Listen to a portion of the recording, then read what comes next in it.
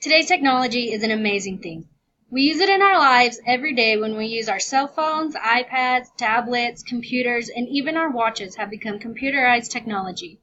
We find ourselves living in a cyber reality of Facebook, Twitter, Instagram, and Snapchat. But have we disconnected from our social reality and only connected to our cyber reality? Our face-to-face contact has become scarce, and even when we do have face-to-face contact, we are distracted by our phones and what's happening on Facebook or who posted a photo on Snapchat. Is technology killing our social lives and turning us into an antisocial society? Nowadays, it's much easier to send a text message to someone rather than give them a phone call. Instead of calling someone to ask them a question such as, "How is your day?" or just to talk, we simply send a text message. Texting takes out the social part of talking to someone or meeting up with them in person. Our increased use of texting has caused a lack of social bonds among friends. When friends are in a room instead of texting instead of speaking to one another, there is a problem. Data shows that those who use internet frequently spend over 100 minutes less time with friends and family than non-internet users, according to Norman H. Nye and D. Sunshine Hilligas in their paper, The Impact of Internet on Use on Sociability. It also causes for a lack of social skills.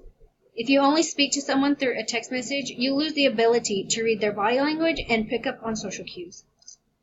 Texting can also cause a misunderstanding of words. A message cannot send emotion. There is no way of knowing how a message was meant to be read when there is not a voice behind the message. There is no way to detect someone's tone through a text. You can't hear if they're being funny, sarcastic, serious, or just joking around. The lack of tone can cause rifts in relationships and sometimes an end to a relationship. We've become submerged in a cyber reality. We spend countless hours on Facebook, Instagram, or Snapchat. I myself am guilty of this. We forget that there is a way to have social life in the real world. We have become obsessed with how many likes a photo or a status update can get. There are some people on Facebook who can have up to 1,000 friends. Is it really possible to know every single one of those people? How many of those people are actually real people? It is scary thinking that a picture of a nice person on social media is actually a scary person with cruel intentions in real life. Technology in the workplace is very common. Bookkeepers, sales associates, repairmen all use some form of technology. A person can spend up to 8 hours on the computer for a job. Almost all jobs use technology to perform. In our society, it is common for us to take our cell phones with us to work as well. How many times have we caught ourselves checking our social media instead of working?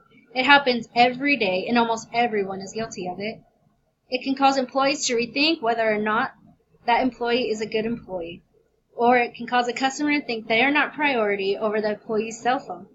It seems as though it is getting harder and harder to put down the phone and disconnect from the cyber reality and check back into what's going on right in front of us. Of course, not all technology is bad. It has advanced our world in many ways. We can keep in contact with long-distance loved ones, hear news from cities far away. We can see what's happening in countries all over the world. It advanced countries and the way we do business across the world as well. It's even been able to journey outside of our planet and give us images of space that we would have never been able to see. But there is also life going on in front of us. We as people need to remember to put down our cell phones and live like it was meant to be lived, and not behind a social media account.